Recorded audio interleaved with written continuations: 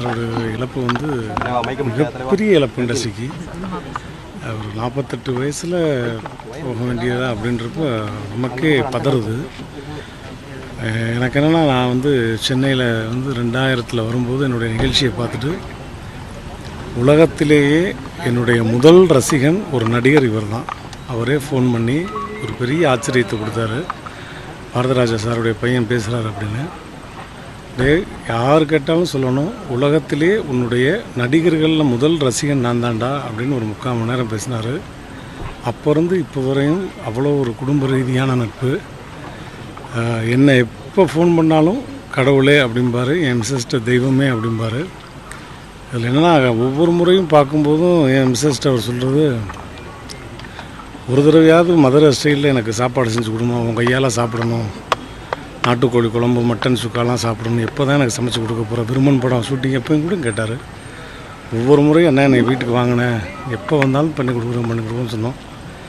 கடைசி வரையும் அந்த ஆசை நிறைவேறாமல் போயிடுச்சு. பார்க்கும்போது மனசே பதறுது.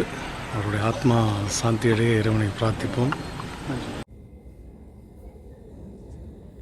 என்னுடைய நண்பன் பாரதியின் மகனான மனோஜ்குமார் மறைந்த செய்தியை கேட்டு மிகவும் அதிர்ந்து போனேன். என்ன சொல்வதென்றே எனக்கு வார்த்தை வரவில்லை.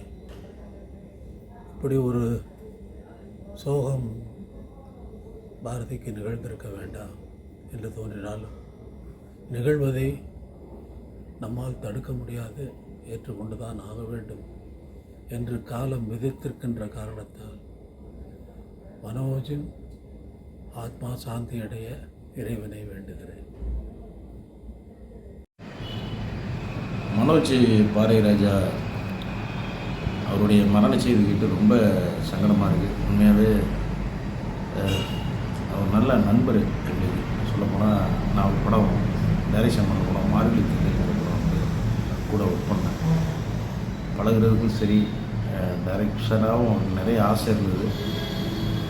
இவ்வளோ சீக்கிரம் ஒரு விஷயம் நடக்கணும் எதிர்பார்க்கவே இல்லை. இருக்கும்போதே நம்பவே முடியல என்னால்.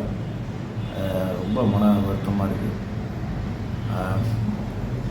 எப்படி பாரதிராஜா ஐயா கிட்ட போய் நிற்க போகிறோங்கிற மாதிரி எப்படின்னா, ஒரு பெரிய சாதனையாகக்கூடிய ஒரு நண்பர் மனோஜ் பாரதிராஜா. அவரோட மரண செய்தி ரொம்ப துக்கமாக இருக்குது. அவர் குடும்பத்துக்கு என்னுடைய ஆறுதலை தெரிவிச்சுக்கிறேன்.